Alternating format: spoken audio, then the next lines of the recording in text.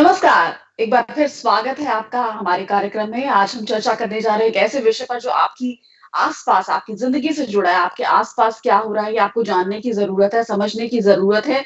कहीं ऐसे कुछ लोग आस-पास किसी इंस्टेंट मोबाइल के ट्रैप में, इस जाल में तो नहीं फँस रहे? क्या उन्हें इस तरह की कॉल्स तो नहीं आ रही कि आप इंस्टेंट लोन लीजिए, आपको कुछ ये सुरक्षित जो सिक्योर्ड लोन नहीं होते, अनसिक्योर्ड लोन होते हैं, जिसमें आपको कुछ देने की ज़रूरत नहीं है, जैसे कि कार लोन है या फिर होम लोन है या फिर गोल्ड लोन है, जिसमें गोल्ड में आप अपना गोल्ड देते हैं या फिर कार है तो अगर रीपेमेंट नहीं कर पाते तो वो कार रख ली जाती है या फिर जो लोग होम लोन है वो नहीं दे पाते तो उनका घर उसके एवज़ में होता है।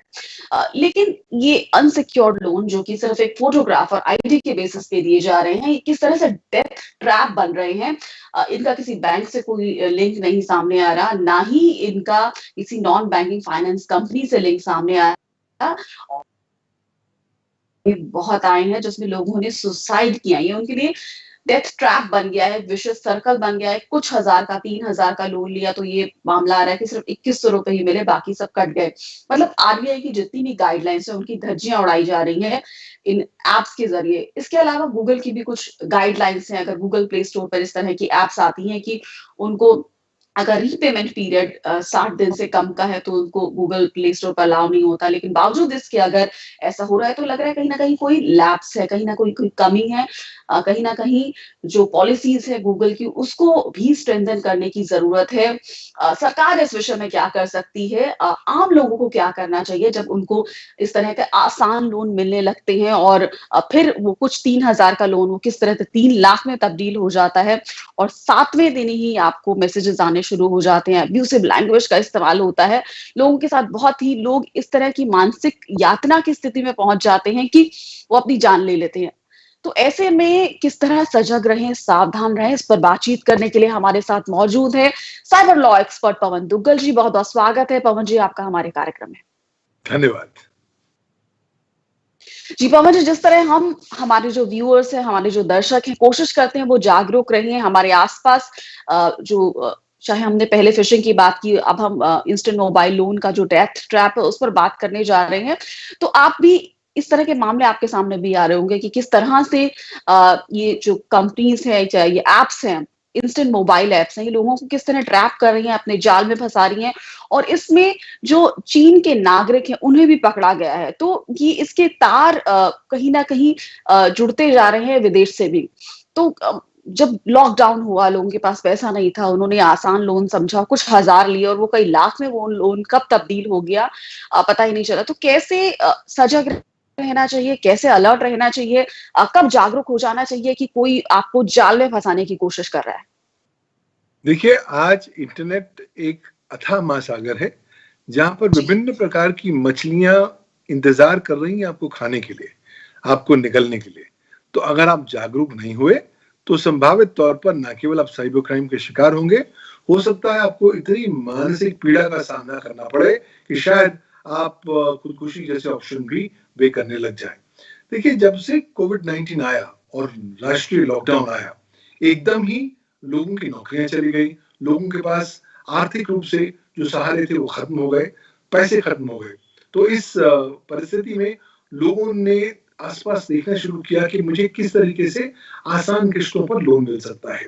देखिए, लॉकडाउन और उसके तत्पश्चात बैंक तक जाना और बैंक से लोन लेना एक बहुत बड़ी चुनौती थी। तो लिहाजा लोगों ने इंटरनेट पर देखना शुरू किया।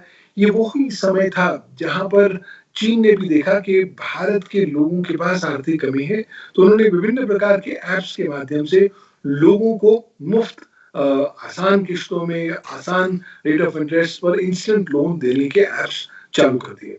अब आप देखिए, अगर आपको लगता है कि कोई लोन आपको सिर्फ आपकी फ़ोटो पर, आपकी एक आईडी पर आपको कई सौ पैसे दे देगा, हज़ारों लाखों पैसे दे देगा और आपसे कुछ चीज़ नहीं माँगेगा, तो ना कहीं न कहीं गलती आपकी अपनी मानसिकता की है। क्यों? क्योंकि दुनिया में कोई फ्री लंच नहीं होता और अगर आपको कोई जी। इतनी आसानी से लोन दे रहा है, तो लाज़मी सी बात है कि पहले आपके दिमाग में खतरे की घंटी बज जानी चाहिए कि इसमें क्या लोचन है, क्या इसमें भंवर है जिसमें हम फँसने वाले हैं। तो अधिकांश लोग इस तरह के इंस्टेंट लोन ऐप्स के टर्म्स एंड कंडीशंस को नहीं पढ़ते, इनके प्राइवेसी पॉलिसी को नहीं पढ़ते, तुरंत जो होता है एकदम उनको होता है कि चलिए मुझे तुरंत पैसे लेने हैं, मैं ले लेता हूँ, मैं कहीं ना कहीं पैसे चुका दूंगा। लोग भूल जाते हैं कि इनके टर्म्स एंड कंडीशंस आपको बताते हैं कि इनमें बहुत से हिडन चार्जेस होते हैं, बहुत से आपके कुछ ऐसे स्टैट्यूटरी चार्जेस होते हैं जिसके पैसे काटे जा सकते हैं। तो अगर आप 8,000 का लोन लेंगे और आपके हाथ में 5,000 कुछ रुपए आएंगे, तो आप कहीं ना कहीं आश्चर्यचकित तो हो जाएंगे। क्यों? क्योंकि आपने तो 8,000 का लोन मांगा था, लेकिन इतने सारे हिडन चार्जेस आ गए। उसके तत्पश्चात, क्योंकि ये सेक्टर अनरेगुलेटेड है, यहाँ पर कोई रेगुलेटर नहीं है, कोई कानून नहीं है, जी, कोई कानूनी व्यवस्था नहीं है, तो इस तरह के जो पॉलिसी वैक्यूम है उसका भरपूर शोषण करते हैं ये इंस्टेंट लोन एप्स। तो कृपया इन इंस्टेंट लोन एप्स के जाल में ना फंसिए। एक बार आप फंस जाएंगे तो आपको रियलाइज होगा कि आप भंवर में फंस गए हैं और इस भंवर से बाहर निकलना अत्यंत मुश्किल नजर आता है। तो माना आपने कुछ छोटा ही लोन क्यों ना लिया, अल्टीमेटली जान छुड़ाते छुड़ाते आप उसे कितने गुना ज्यादा पैसे वापस दे देंगे। साथ ही साथ आपको इतनी हैरेसमेंट, ह्यूमिलिएशन का सामना करना पड़ेगा कि आपको लगेगा मैंने लोन लिया ही क्यों, मुझे क्या पड़ा था, मैं अगर बिना लोन लेते ही काम करता तो अच्छा था। तो मुझे लगता है कहीं ना कहीं अब जो जागरूकता आ गई है, तेलंगाना में कितने एफआईआर दर्ज हो गए हैं, कितने लोगों ने खुदकुशी कर ली है, ये एक वेक अप कॉल होना चाहिए हमारे लिए। हम लोगों को ये नहीं समझना चाहिए कि चलिए जो गलत होगा वो दूसरों के साथ होगा, हमारे साथ नहीं होगा। देखिए आज वो समय आ गया है जहां पर कोविड-19 के आने के बाद हम लोगों ने golden age of cyber crime को प्रारंभ होते देख लिया है। अब जब ये साइबर क्राइम का स्वर्णिम युग आ गया है, तो लाजमी सी बात है कि साइबर क्रिमिनल्स सबको अटैक करेंगे। सवाल ये नहीं है कि आप साइबर क्राइम के शिकार होंगे या नहीं, सवाल ये है कि कब जी। होंगे। और कब होंगे इसका तो अनुमान लगाया नहीं जा सकता। लेकिन अगर आप जागरूक होंगे, जहां तक हो सके अपने डेटा का, अपने लीगल इंटरेस्ट का संरक्षण करेंगे, तब काफी हद तक आप इस तरह के साइबर क्राइम्स के शिकार होने से बच पाएंगे। जी। इसमें कई बातें पवन जी सामने आ रही हैं कि जो रेट ऑफ इंटरेस्ट है, वो बहुत ज़्यादा है, मतलब 30% पर वीक, और 7वें दिन ही एसएमएस आने शुरू हो जाते हैं कि रीपेमेंट का रिमाइंडर। तो कितने प्रेशर में ये लोगों को ला देते हैं जो ऑलरेडी जिनके पास पैसा नहीं है, और छोटा-सा अमाउंट, मतलब ये भी कहा जाता है कि ये भी आरबीआई की जो गाइडलाइंस है उनका खुले तौर पर उसकी ब्रीच है, उसका उल्लंघन है, उसकी धज्जियाँ उड़ाई जा रही हैं। कि इतनी कम अवधि में जो रीपेमेंट का पीरियड है वो भी कम है, इंटरेस्ट रेट का भी एक कैप होता है। अब ये जो ऐप है ये किसी भी तरह से किसी बैंक के साथ नहीं जुड़ी हैं, किसी एनबीएफसी के साथ जुड़ी हैं, क्योंकि उनका रेगुलेटर आरबीआई है, और बाकायदा गाइडलाइंस होती हैं उनके उनके खिलाफ भी। अगर कोई भी लोन पर जो ऐप के थ्रू लोन दिए जाते हैं, उनका कहीं न कहीं कनेक्शन है, किसी बैंक से होता है या किसी एनबीएफसी से होता है जिसको लाइसेंस मिला होता है सरकार से, और वो उसकी गाइडलाइंस के अनुरूप काम करती हैं। उसमें इंटरेस्ट रेट का कैप होता है, और उसमें एक रीपेमेंट की भी अवधि होती है, और अननेसेसरी जो इसमें हैरेसमेंट हो रहा है जो भी लोन ले रहे हैं, तो यूज़र को लेके इसमें किसी भी तरह का प्रोटेक्शन नहीं होता। तो अल्टीमेटली जो ज़िम्मेदारी है वो किसकी आ जाती है? कि क्या गूगल का जो प्ले स्टोर है, गूगल को बहुत इसमें एक स्ट्रेंथन करनी चाहिए अपनी पॉलिसी की, इस तरह की जितनी भी ऐप्स हैं, उन्हें डिलीट किया जाए, उनको ना रखा जाए, उनको स्क्रूटनाइज़ किया जाए, सख्ती बरती जाए।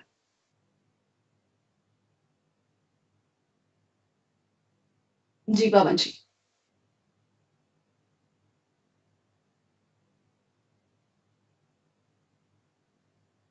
तो हम चर्चा कर रहे हैं कि किस तरह से इंस्टेंट मोबाइल लोन जो हैं, वो लोगों के लिए एक विशियस सर्कल बन गए, एक दुष्चक्र बन गए हैं, एक जाल बन गए हैं जिसमें लोग फँसते जा रहे हैं। और तेलंगाना में कई तरह के मामले इसमें सामने आए, और इस में अगर आपको बता दें कि जो 21,000 करोड़ की ट्रांज़ैक्शन हुई है, इसमें ये जो हैदराबाद पुलिस को जो मामले सामने आए उसमें चीन के भी जो नागरिक हैं वो पकड़े गए हैं। इसमें बिटकॉइन्स के ट्रांज़ैक्शन भी हुई हैं, जिसमें पैसे को बाहर इल्लीगली भेजा जा रहा है। इसमें साथ ही एनफोर्समेंट डायरेक्टरेट की भी वो भी इसमें जाँच का एंगल देख रहा है कि मनी लॉन्ड्रिंग का एंगल तो नहीं है। अ, इसके अलावा 1,000 करोड़ के जो लोन हैं वो डिसबर्स हुए हैं।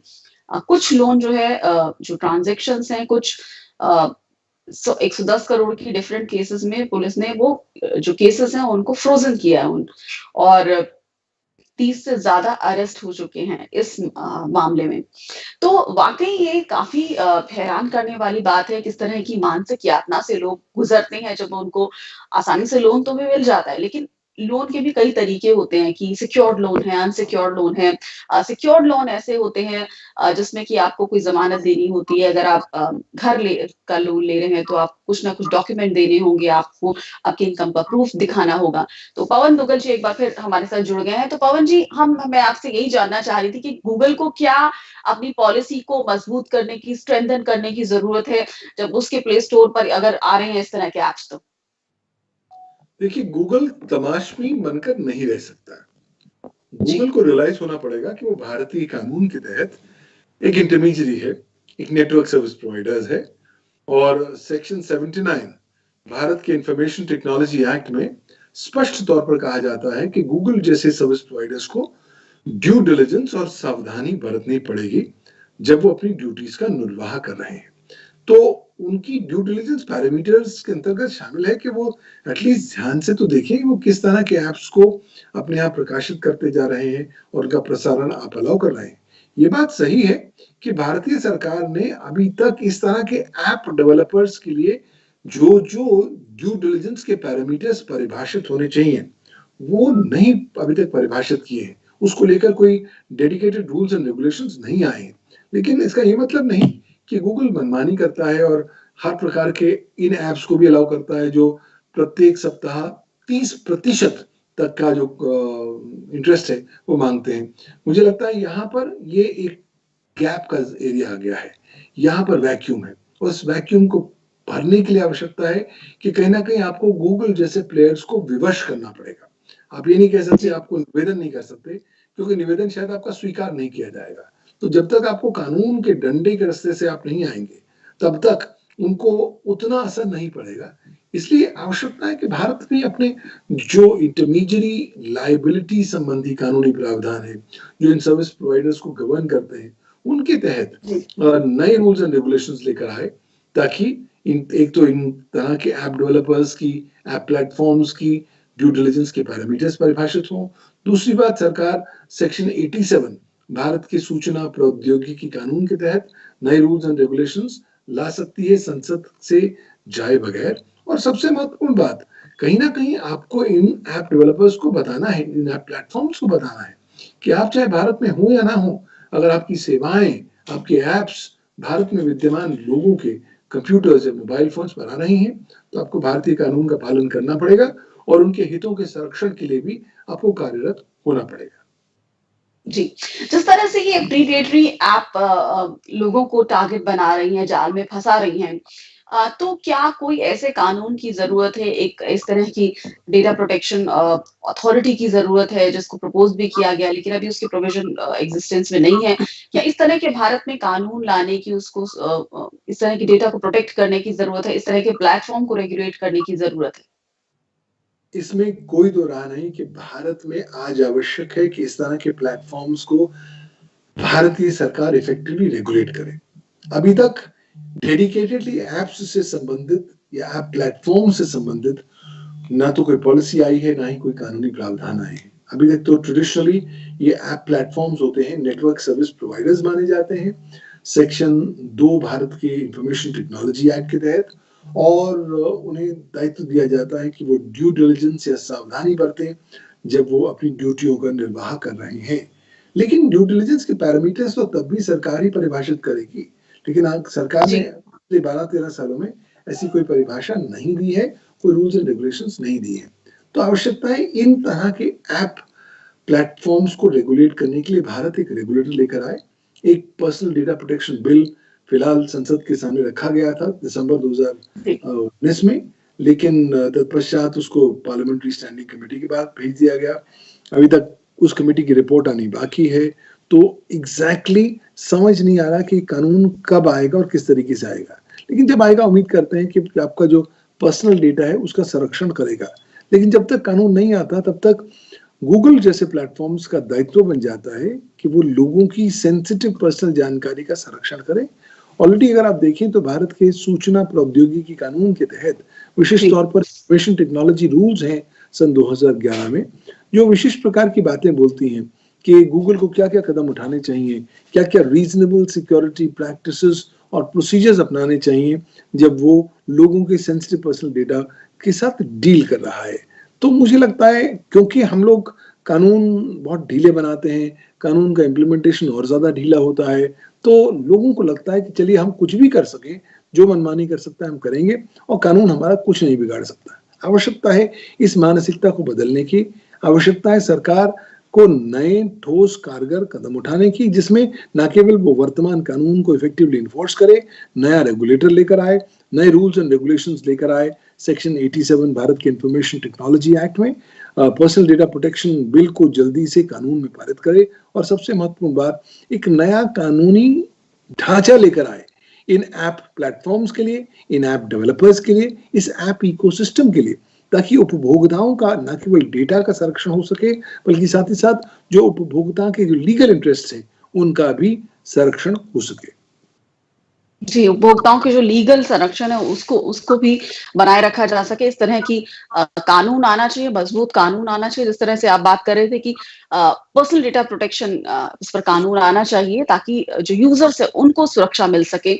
साथ ही मैं आपसे ये भी समझना चाहूंगी कि कई एस्पेक्ट होते हैं लैंडिंग के, मतलब कुछ इस तरह की भी बातें सामने आती हैं कि कुछ ऐसे भी ऐप्स हैं जो ऐसा कहते हैं कि आप अभी खरीदारी कीजिए और बाद में पे करिए। मतलब ये भी एक तरह की लैंडिंग है, ये भी सही नहीं मानी जा सकती। ये भी एक तरह से अनसिक्योर्ड आप लोन दे रहे हैं। तो इन पर भी लगाम कसने की जरूरत है, इस तरह की इनडायरेक्ट लैंडिंग पर भी। बिल्कुल, इस तरह की इनडायरेक्ट लेंडिंग पर आपको एक सख्त लगाम कसने की जरूरत है भारतवर्ष में, क्योंकि अभी ये अनरेगुलेटेड सेक्टर है। आरबीआई कहता है मैं केवल बैंक्स को डील करता हूं, मैं इस तरह के मामलों के साथ डील नहीं करता हूं। कंपटीशन कमीशन कहता है कि साहब ये कंपटीशन का ताल्लुक नहीं रखता है, लिहाजा मैं इसको एंगेज नहीं करता हूं। सभी कहता है कि साहब ये मेरे जुरिस्डिक्शन में नहीं आता क्योंकि मैं लिस्टेड कंपनी के साथ ही डील करता हूं। तो क्योंकि यहाँ पर कानून और कानूनी व्यवस्था का अभाव है, इस तरह के ऐप्स ई कॉमर्स के आड़ में लोगों को शिकार बनाते हैं अपने मंसूबों को। जी। तो मुझे लगता है कि ये आपको जो एप्स प्रदान कर रहे हैं कि चलिए खरीदा लीजिए, पैसे 1 साल बाद दे दीजिएगा, ये अनसिक्योर्ड लेंडिंग ही है।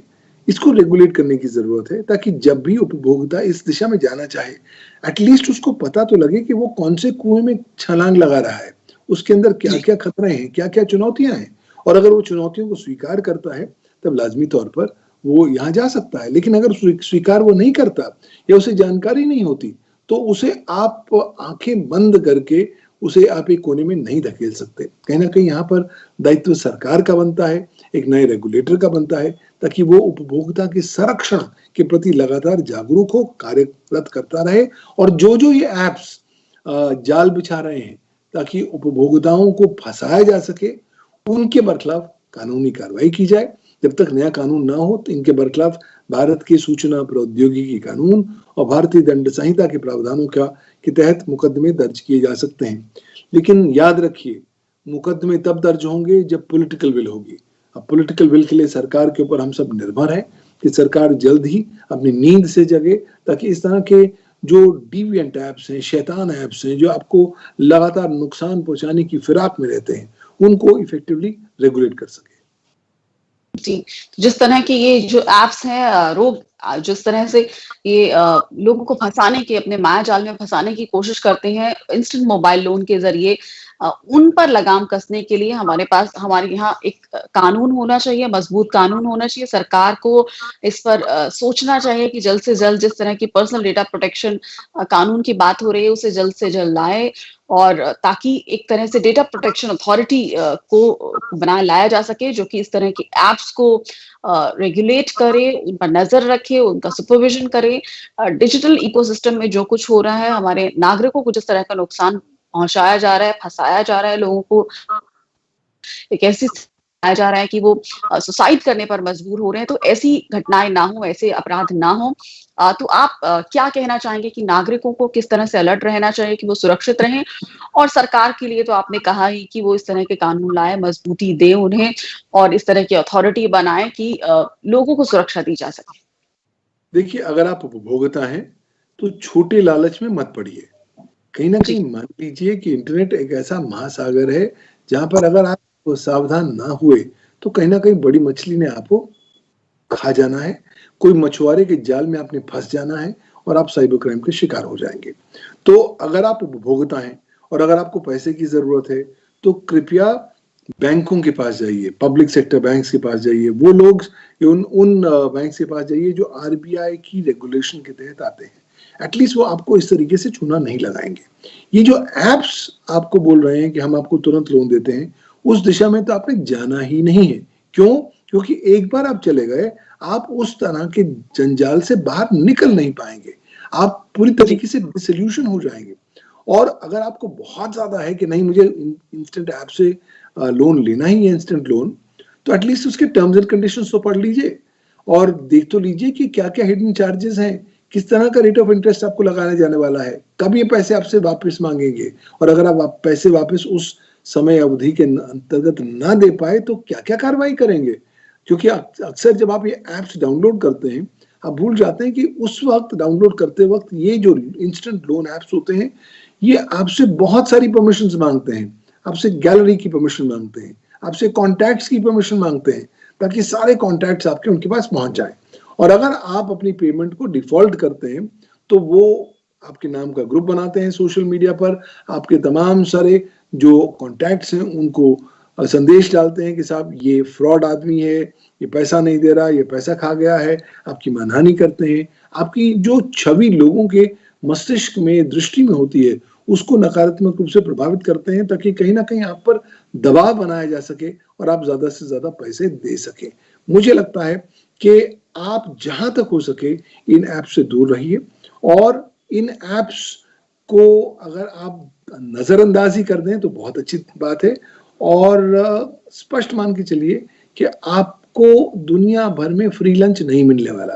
तो जो ये इंस्टेंट ऐप आपको एकदम बता रहे हैं कि मैं बटन दबाते ही आपको उतना पैसे दे दूंगा, मान के चलिए इनमें बहुत बड़ा झोल है, बहुत बढ़िया दिक्कतें हैं। और अगर आपने बहुत जल्दी ही इन चुनौतियों को पहले रिकॉग्नाइज नहीं किया तो आपको बहुत एक्सपेंसिव तरीके से इसका खमियाजा भुगतना पड़ेगा। जागरूक रहिए, सतर्क रहिए, अपने जीवन में साइबर सुरक्षा को जीवन जीने की शैली के स्वरूप में अडॉप्ट करें, अपना डेटा का संरक्षण करें।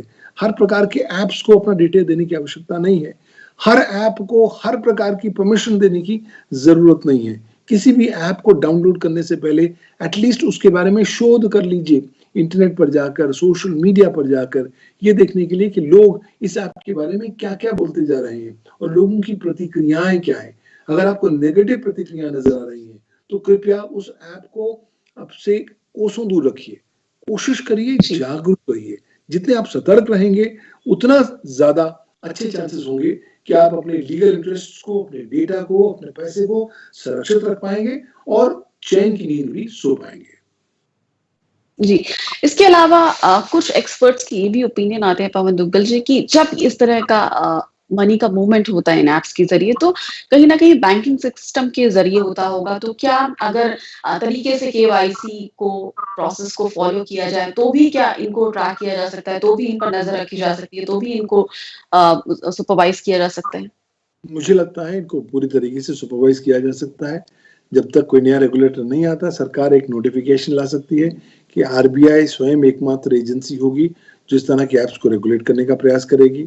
और ई केवाईसी तो बहुत ही सुदृढ़ और सशक्त प्रणाली है जिसके माध्यम से आप न केवल कस्टमर की आप तमाम सारी जन्म कुंडली उठा के ले आते हैं, साथ ही साथ इन सर्विस प्रोवाइडर्स की भी ई केवाईसी होनी चाहिए कि इनकी जन्म कुंडली कहाँ है, इनके पैसे कहाँ से आ रहे हैं, बहुत से केसेस इनका एड्रेस कहाँ है, क्योंकि ये बताते कुछ और है, होते कुछ और है। ये तो वही कहानी हो गई कि हाथी के दांत दिखाने की और खाने की और। आपको पैसा देगी एक कंपनी, आप पैसा लौटाएंगे दूसरी कंपनी को, तो ये कहीं ना कहीं मनी लॉन्ड्रिंग के भी धंधे बनते जा रहे हैं। और कल को अगर कहीं मुकदमा दर्ज हो गया इन कंपनियों के बरखिलाफ और आप भी उस मुकदमे में फंस गए तो आपको कई साल हो जाएंगे इसमें से बाहर निकलने के लिए। तो हम इतना सारा अपने आप को एक्सपोज क्यों करें? आवश्यकता है कि आरबीआई को प्रोएक्टिवली कदम उठाना चाहिए। सरकार को आरबीआई को नोटिफाई करने की जरूरत है एक इंटरिम रेगुलेटर के तौर पर। और इस तरह का जो दुरुपयोग हो रहा है, जो मौत का जंजाल है, जो उपभोक्ताओं के लिए ये इंस्टेंट लोन ऐप कंपनीज लगातार बुनती जा रही हैं, उस पर एक पूर्ण विराम लगाने की आवश्यकता है और सारी आंखें फिलहाल केंद्रित हैं केंद्रीय सरकार पर कि वो अब आगे किस तरीके से ठोस कदम उठाती है ताकि लोगों का शोषण ना हो सके और उनके पैसों का अनावश्यक यूज ना हो सके और वो उनका भी संरक्षण हो सके। जी, तो सरकार से आप क्या कहना चाहेंगे कि चाहे कानून की बात हो, चाहे नोटिफिकेशन की बात कर रहे थे कि सरकार को अब जाग जाना चाहिए, अब इस कानून की दिशा में आगे बढ़ जाना चाहिए और जल्द से जल्द नागरिकों को सुरक्षा देनी चाहिए? मुझे लगता है सरकार को कुछ ठोस कदम उठाने की जरूरत है। पहली बात, सरकार चौबीसों घंटे में एक रूल रेगुलेशंस ला सकती है, नोटिफिकेशन ला सकती है सेक्शन 87 इंफॉर्मेशन टेक्नोलॉजी एक्ट में। इसमें सरकार को संसद जाने की जरूरत नहीं है, तो वो तो तुरंत लेकर आए ताकि उपभोक्ताओं का संरक्षण हो। दूसरी बात, सरकार सेक्शन 79 के अंदर आईटी एक्ट के अंदर रूल्स ला सकती है, दिशा निर्देश दे सकती है इन सर्विस प्रोवाइडर्स को जो इंस्टेंट लोन एप्स दे रहे हैं कि वो क्या क्या चीज करेंगे या क्या चीज नहीं करेंगे ताकि उपभोक्ताओं का शोषण ना हो सके। तीसरी बात, जब तक एक फुल टाइम रेगुलेटर नहीं आता तब तक सरकार आईटी एक्ट के अंदर ही नोटिफिकेशन ला सकती है, आरबीआई को नियुक्त कर सकती है, रिजर्व बैंक ऑफ इंडिया को एज एन इंटरिम रेगुलेटर, ताकि एटलीस्ट जब तक संसद नया रेगुलेटर लेकर आएगी तब तक आरबीआई इस तरह का जो लगातार गदर होता जा रहा है उसको रोकथाम करने में अपना योगदान दे सके। चौथी बात, आपको एक राष्ट्र होने के नाते, एक सरकार होने के नाते समझना पड़ेगा कि भारतवर्ष में एप्स को रेगुलेट करने के लिए एक पॉलिसी वैक्यूम आ चुका है। इस वैक्यूम को भरने की जरूरत है। इसलिए न केवल आप स्पष्ट तौर पर इंटरमीडियरीज के लिए स्पेसिफिक नए रूल्स लेकर आए, जो करंट आपकी लीगल स्टैंड है सेक्शन 79 आईटी एक्ट के तहत, उसको भी पुनः से आप परिभाषित करें, उसका संशोधन करें, नया कानून लेकर आए, इनको इफेक्टिवली विवश करें कि चाहे आप भारत में हो या ना हो, आप भारतीय कानून का पालन करेंगे। अगर आप एप्स प्रोवाइडर्स हैं या कोई प्रकार की ऐप रिलेटेड सेवाएं भारत में दे रहे हैं, और अल्टीमेटली लोगों में ज्यादा जागरूकता फैलाएं।